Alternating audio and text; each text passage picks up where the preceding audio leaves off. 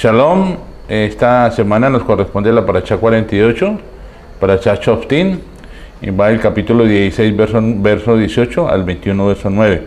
Y en el capítulo 16, verso 18 dice: jueces y oficiales pondrás en todas tus ciudades que Yahweh tu Elohim te dará en tus tribus, las cuales juzgarán al pueblo con justo juicio. No tuerzas el derecho, no hagas acepción de personas, ni tomes soborno, porque el soborno ciega los ojos de los sabios y pervierte las palabras de los justos. El tema que nos concierne esta semana de toda la parashá, vamos a hablar acerca de los juicios, de cómo juzgar, de cuál es el asunto, la condición nuestra para que seamos juzgados. Así que como seres humanos caídos, como seres humanos con naturaleza de pecado, porque esa es la naturaleza que tenemos nosotros, hemos hablado en otras ocasiones que la profesión que todos los seres humanos tenemos es la de pecar. Pecamos porque somos pecadores. Y nuestro diario vivir, nuestra profesión como seres humanos, todos los seres humanos pecamos. No hay ninguna persona, dice la palabra, que no peque. Entonces constantemente somos perturbados por el pecado. No solo por el pecado, sino también la ceguera y la muerte. Son tres cosas que vamos a ver hoy. Y la ceguera en realidad significa tinieblas. Cuando pecamos es porque estamos en tinieblas, y lógico, entre el pecado y las tinieblas está la muerte. La muerte es el resultado de nuestro pecado, de nuestra ceguera. Entonces, si pecamos, ciertamente estamos ciegos. La palabra dice: y podrá un ciego guiar a otro ciego y no caerán en un hoyo.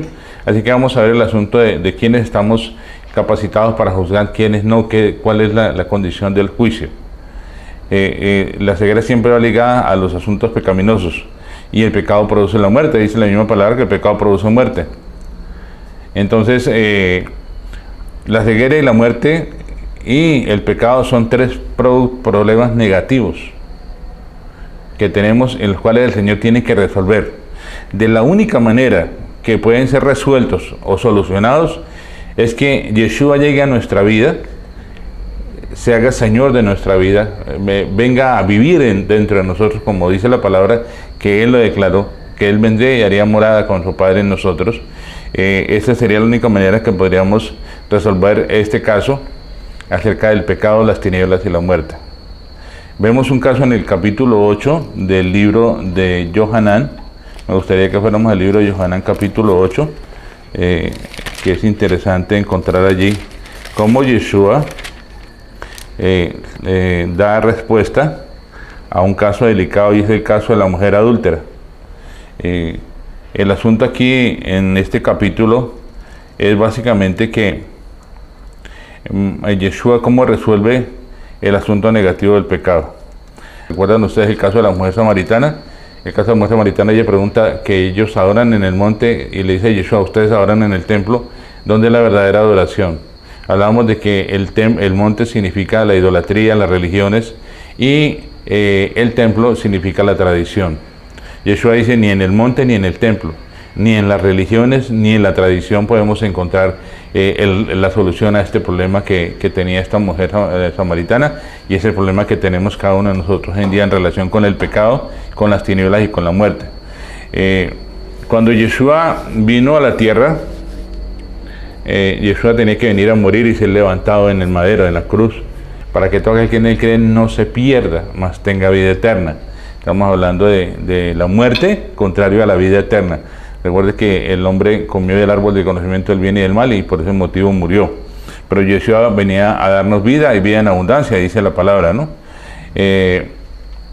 Entonces, Él venía a levantar a aquellas personas que hemos sido envenenadas por la serpiente. Por eso habla de levantar una serpiente de bronce, así como en Números, el libro de Números habla de la serpiente de bronce. Entonces, así es necesario, le dijo el Señor a Nicodemo, que fuera levantado, para que todo aquel que en él creyere no se perdiera, sino que tuviera vida eterna. Veníamos mordidos por la serpiente, su veneno fue inoculado en nosotros, así que lo único que producíamos era lo que traía el veneno de la serpiente, que son los frutos de la carne. La palabra dice: por sus frutos los conoceréis. Una persona que está en tinieblas, que está antes en el pecado y está muerta espiritualmente, es una persona que los frutos que va a producir son los pecados de la carne. y ya sabemos cuáles son los frutos de la carne, que es odio, resentimiento, rencor y todo esto que ya ustedes y yo sabemos que cuáles son los frutos.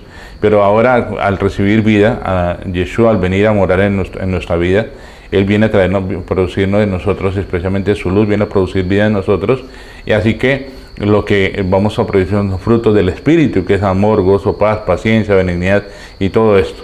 Entonces, vemos lo que había allí en el templo, la tradición, Yeshua venía hablando de esta religión, la religión judía, que aunque era la verdadera religión que había en ese tiempo, aunque la religión que hay dentro del judaísmo es una religión que es excelente, que es elevada, que lleva al conocimiento del hombre, a conocer al Eterno, que lo lleva a adorar al Eterno. Esta ley, esta religión judía que hay hasta nuestros días, todavía existe la religión judía, que es lo que se maneja dentro del judaísmo ortodoxo. Lo lleva a cada judío a agradarle al Eterno a través del Shabbat, a través de las santas convocaciones, a través del estudio de la Torá. Ellos han estudiado otros libros de los sabios como el Talmud, la Gemara, el Pirkei Avot, todos estos libros aún, libros de cábala mística, que los lleva a tener un mayor entendimiento en el concepto básico del ser humano, de cómo realmente el Eterno busca que le adoren. Este es una religión muy elevada, como decíamos, es verdadera, es genuina. Entonces, decimos que era la única religión que existía en este tiempo, porque después aparecieron otras religiones como la religión de los musulmanes, que tienen a Mahoma, y que tienen el Corán. El Corán es una copia de lo que hizo Mahoma, fue copiar una parte de lo que llaman Antiguo Testamento o el Tanakh, y una parte del Brit Hadashah o Nuevo Testamento. Y entonces vemos que era una religión que era copiada, y podemos ver que esa religión no es verdadera, tiene muchas cosas que no son verdaderas. No hablan de cómo poder acercar al pueblo a las cosas del Eterno, sino que son una mezcla de cosas que fueron copiadas. Encontramos otras, digamos, entre comillas, religiones como el budismo. El budismo no enseña a buscar a la presencia del Eterno, no habla de que nosotros venimos con una naturaleza caída, sino que ellos dicen que en la manera de la meditación podemos elevarnos a un nivel tal que podemos ser Buda, y tampoco, o sea, no tiene nada que ver realmente con el propósito que tiene el Eterno. Están otras enseñanzas como por ejemplo la de Confucio, que también habla de cómo comportarse el ser humano, pero no habla realmente de la naturaleza que el hombre tiene, la naturaleza caída, y cuál es la solución. Entonces, por lo tanto, entonces la única religión que hay es el judaísmo. De ahí desprende después el cristianismo, el catolicismo y todas las religiones cristianas que tenemos hoy en día, y aún el judaísmo mesiánico, que también deriva de esta religión. Y entonces podemos pensar que esta palabra fue escrita por la mano del Eterno. Esta palabra fue dada de una manera sobrenatural para aquellos que necesitamos tener una mayor comunión, un acercamiento, una vida nueva, un resucitar para tener vida eterna. Decimos que la Torá y que todo lo que hay contenido en el Tanaj y en el Brit Hadashah son inspirados por el Espíritu de Santidad. Dice la palabra que fue inspirado por el Espíritu de Santidad. Es útil, dice la palabra que es útil. Y vemos que nadie más podría escribir una palabra como esta en su versión original, en el hebreo. Nadie podría hacerlo. Si alguien pudiera hacerlo, podríamos decir que es alguien igual al Eterno, porque tiene la capacidad de hacer algo que ningún ser humano ha podido hacer. Nadie podría imitar este libro. Muchos han querido imitar, han querido copiar, han querido hablar de algo relacionado con el tema de lo que el Eterno quiere mostrarnos no solo en la letra, sino más profundo. Recuerden que la letra es algo que está ahí escrito, pero por debajo de la letra hay algo más profundo, que es la revelación de la palabra. Yeshua decía que él hablaba en parábolas para que viendo no lo vieran, ni oyendo lo entendieran, ni se arrepintieran y le tuviera que perdonarlos. Estaba hablando acerca de la cizaña, acerca de los hijos del mal, que no podrían encontrar la vida eterna, que no podían... por eso él hablaba en parábolas. Al hablar en parábolas está hablando de la revelación que hay profunda en la Escritura. ¿Quién podría igualar entonces en escribir algo tan fundamental como la palabra? El justo juez, que es el Eterno, es el único que lo podría hacer. Vemos que Yohanan escribe, lo que estamos leyendo, escribe el libro de Yohanan, escribe la Besorot o Evangelio de Yohanan, pero él era un pescador de Galilea, y él escribe cosas tan importantes como en el principio era el verbo, y el verbo era con Elohim, y el verbo era Elohim. Él dice también, donde Yeshua dice, yo soy la luz del mundo, yo soy el pan de vida, yo puedo darles agua viva. ¿Quién podría, este humilde pescador de Galilea, cómo podría escribir algo tan profundo como lo que hablábamos, que en el principio era el verbo? ¿Y cómo sabía él que el principio era el verbo? Porque era inspirado por el Espíritu Santo. O sea, toda la Escritura tiene una inspiración sobrenatural. Yeshua dijo que nos enviaría el Espíritu Santo para que nos guiara toda verdad. Entonces, cuando vino Yeshua, realmente una buena parte de los judíos no lograron entender cuál era el propósito, porque tenían la tradición, tenían tenían la palabra escrita, la letra escrita, y ellos habían formado un cerco sobre cerco para cuidar que no se salieran del redil. Y como hemos dicho, cuando una oveja tiene hambre, por cualquier lugar se escapa. Espiritualmente, cuando la gente tiene hambre, busca el alimento espiritual en donde logra encontrarlo. Pero una oveja que tiene vida, que ha sido alimentada, que está gordita, no puede ni meterse por debajo de la cerca, ni saltarla, mucho menos. Entonces, aquí lo que sucedía en aquel tiempo era que realmente la letra no cumplía el propósito de producir vida en la gente, más aún que los sacerdotes o los fariseos y saduceos que estaban aquí en el tiempo. Ellos, el mismo Yeshua dice, de todo lo que os digan ellos, hacerlo, conforme te va a hacerlo, mas no los imitéis, porque ellos dicen y no hacen. O sea, no había vida en aquel tiempo, la palabra no se había convertido en vida para estos líderes, y entonces simplemente se había convertido en una manera de que los alabaran, alimentaran su ego, que fueran vistos por la gente. Ellos buscan era su propio reconocimiento, mas no buscaban poder presentar realmente una solución al pueblo de Israel. Por eso encontramos el caso que estamos viendo, el caso en el capítulo 8 de la mujer adúltera. Le traen una mujer en estado de adulterio, la encontraron en forma de adulterio, y ellos quisieron precisamente encontrar una falta en Yeshua acerca de lo que realmente la decisión que iba a tomar Yeshua en cuanto a esta mujer. Entonces, cuando encontramos que la misma palabra dice que la letra mata, más el espíritu vivifica, estas personas, una persona muerta, por más de que le queramos dar algo valioso, si está muerta, de nada va a servir. Lo que encontramos allí es que realmente no había vida en la gente. Las perlas que había en la Torá, lo que hay en la Torá, las perlas, los diamantes que hay aquí, no los tenían en aquel tiempo los líderes. Entonces, por más de que las personas, ellos quisieran hablar de la palabra, no tenían la vida de la palabra. Entonces, es como decirle a un muerto, pobrecito, usted está muerto, pero aquí tiene diamantes, tiene oro, tiene plata, tiene joyas. De nada serviría si la persona está muerta. Por eso necesitábamos que alguien que viniera de lo alto, tuviera la misma naturaleza del Padre, y era Yeshua aquel que venía a darnos vida y vida en abundancia, para poder disfrutar de todos estos diamantes, de todas estas riquezas que realmente hay en la palabra. Entonces vemos que Yeshua venía reflejando que había algo más que la letra, que la sola letra, había algo más que la tradición, había algo más que la religión. Y encontramos que Yeshua va al estanque de Betesda y allí habla con un hombre que estaba mucho tiempo paralítico, lo levanta.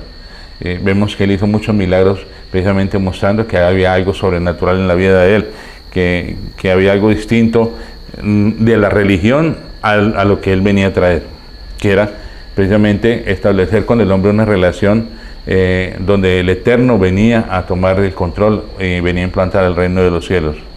El gran yo soy, que Yahweh, nuestro Padre, envió a su Hijo en naturaleza de hombre, como un hombre pequeño. Los que allí estaban, los grandes líderes, no lo identificaron porque esperaban que llegara alguien de su misma estatura física, digamos así, de su estatura de belleza externa, pero no encontraron en él esa belleza externa, porque él traía una belleza interna. Aquellos que tenían necesidad de poder encontrar el reino de los cielos fueron los que encontraron una belleza interna en él. Muchos dijeron, este habla como quien tiene autoridad. Muchos lo seguían porque encontraban que eran alimentados en su espíritu. Había una necesidad muy grande, un hambre muy grande en ellos, y estos eran alimentados precisamente por Yeshua, porque él traía vida, y vida en abundancia. Él hablaba, mis palabras son espíritu y son vida.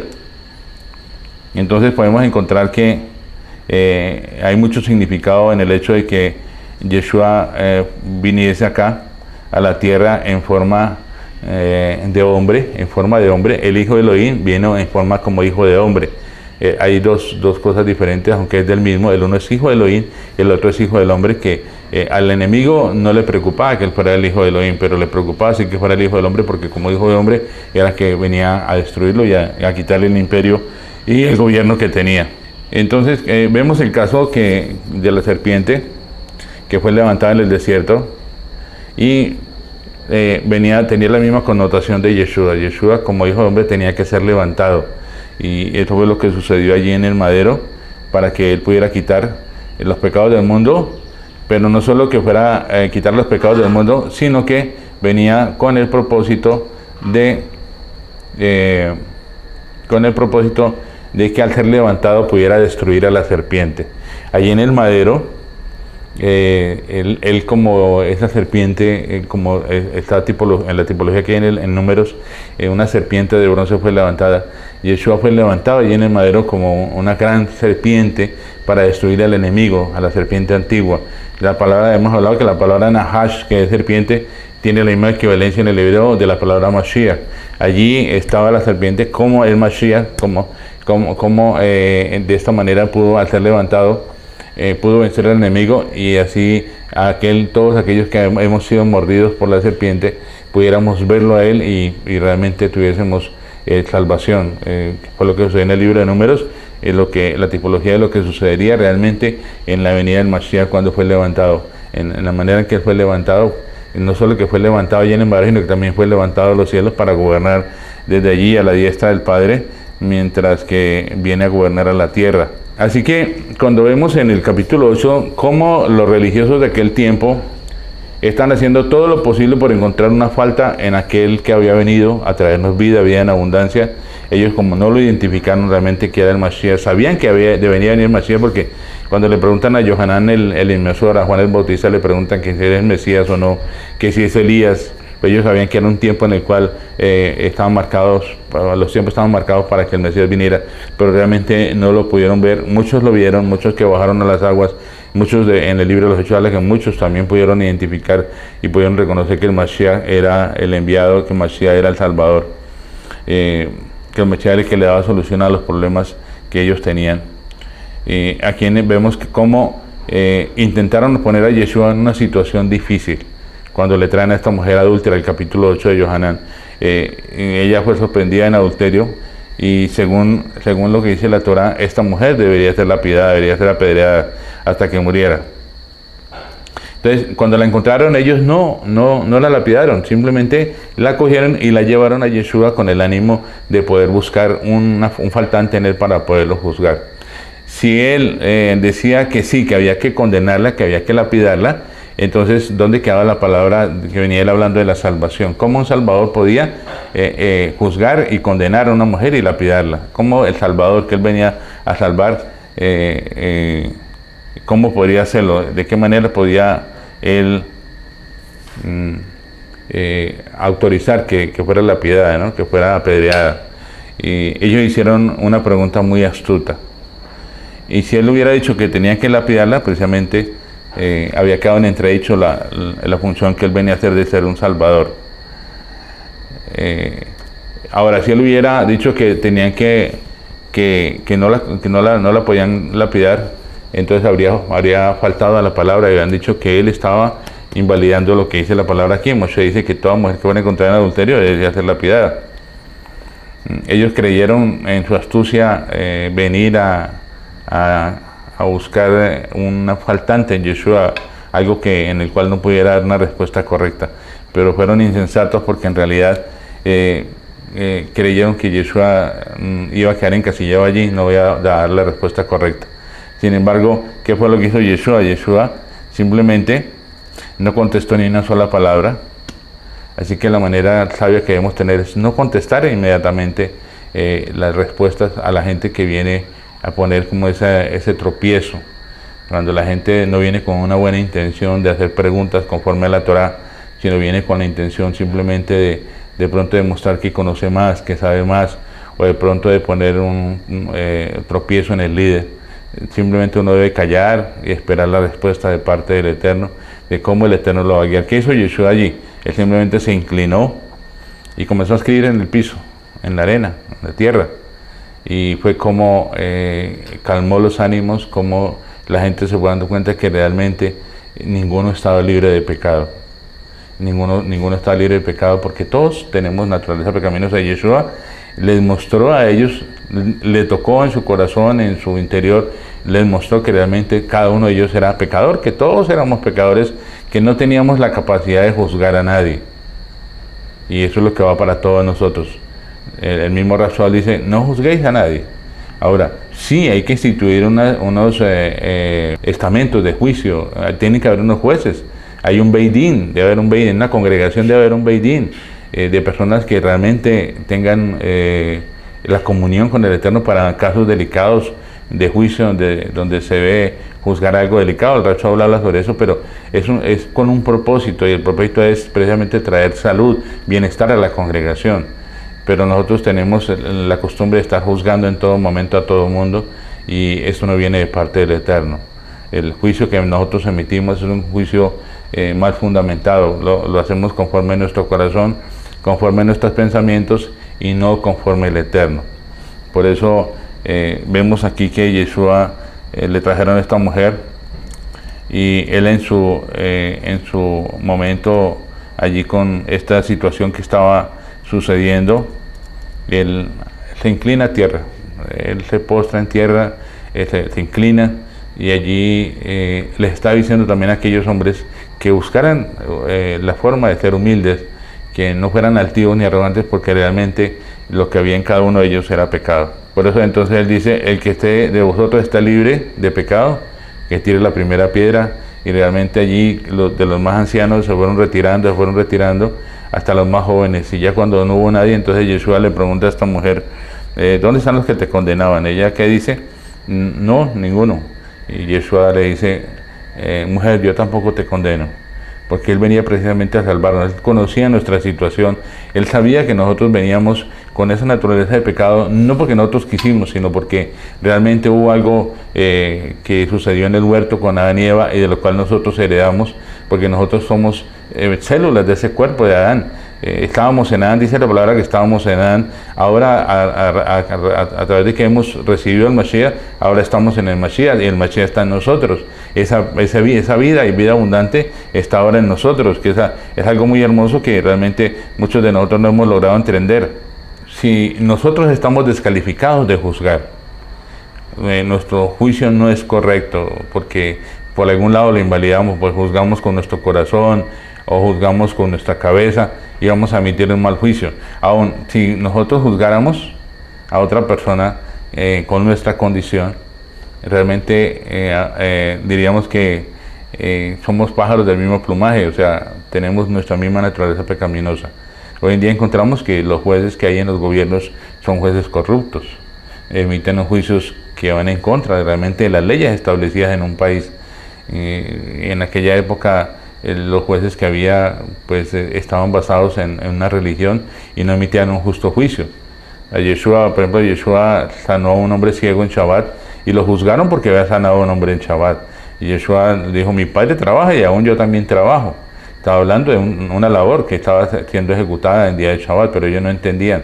Y podemos pensar, ellos condenaron a un hombre que era inocente, ¿cómo podríamos pensar que estaban en Shabbat? Si estaban condenando a alguien.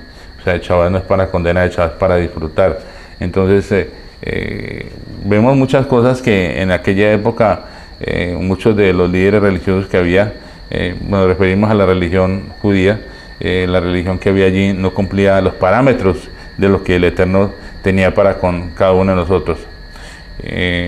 Así que estas palabras que Yeshua dijo, ni yo tampoco te condeno, fueron palabras melodiosas para esta alma tribulada de esta mujer, y son palabras cuando Jesús dice, yo tampoco te condeno, cuando el Señor dice, tú tienes un problema, y cuando tú tienes un problema grave no te preocupes, Yeshua tampoco te condena, Él viene a salvarte, Él viene a redimirte, Él viene a justificarte, Él viene a decirte, conmigo vas a tener la solución, únicamente en Él hay la solución, porque Él viene a darnos vida y vida en abundancia, y esto es lo que cada uno de nosotros necesitamos.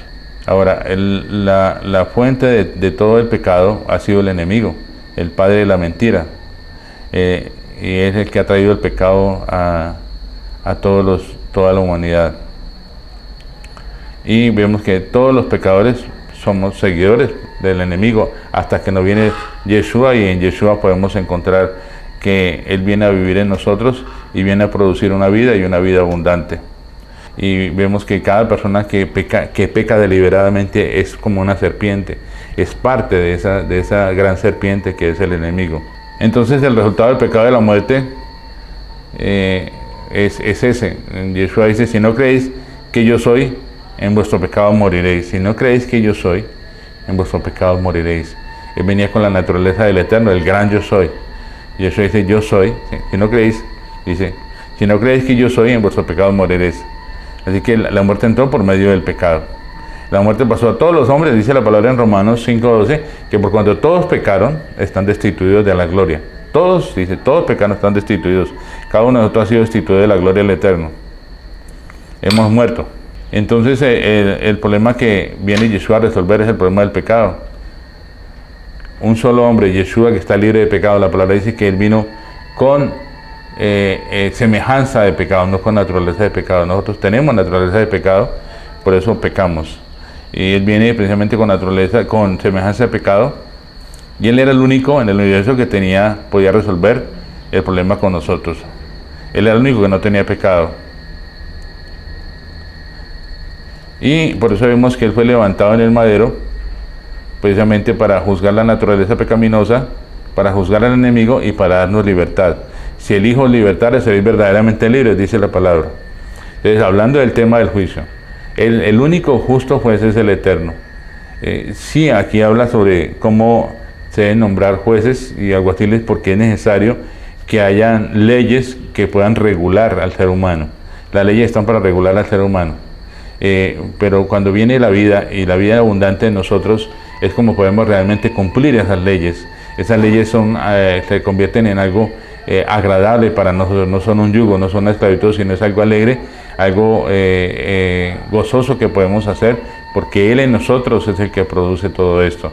El hombre dice, hablamos previamente que si el Hijo libertare, seréis verdaderamente libres de la esclavitud que el enemigo ha causado en nosotros, porque éramos esclavos del pecado, éramos esclavos del enemigo, y Él viene a traer la vida divina a nosotros, y Él es el único capaz de salvar al hombre del resultado del pecado, de la muerte y de andar en tinieblas, porque la palabra dice, yo soy luz. Habla del candelero, dice que el candelero no se pone bajo la mesa y lo coloca encima para que alumbre. Precisamente nosotros somos seres de luz que debemos producir luz. No podemos producir tinieblas, debemos producir luz porque la luz está en nosotros. Entonces, el principio que viene precisamente a hablar, en este caso, como el caso de la mujer adúltera, es precisamente que no somos nadie para juzgar, porque, como decía, somos aves del mismo plumaje. Nuestra condición es pecaminosa, pecamos porque somos pecadores, porque es lo que hay en nosotros. Pero viene Yeshua precisamente a darnos vida, vida abundante, Viene Yeshua a hacer la luz en nosotros, viene Yeshua a hacer el agua que calma nuestra sed, porque venimos sedientos. Después de la caída tenemos sed de volver nuevamente a beber de lo que bebíamos en el huerto, y el propósito de Yeshua es llevarnos precisamente a esa luz. Él es el único juez justo, y por eso es bueno que entendamos que no somos quienes para juzgar a nadie. La gente viene para ser restaurada, no para ser juzgada. En las religiones exigen, obligan a la gente, pero no le dan la solución al problema que cada persona tiene. La menosprecian, la aíslan, la juzgan, la señalan, y realmente no somos quien para juzgar, sino que debemos precisamente es poder llevar esa luz de restauración a aquellas personas que todavía andan en tinieblas. El pecado las llevó a las tinieblas, y las tinieblas precisamente conducen a la muerte. Los espero la próxima semana. Shabbat Shalom para todos.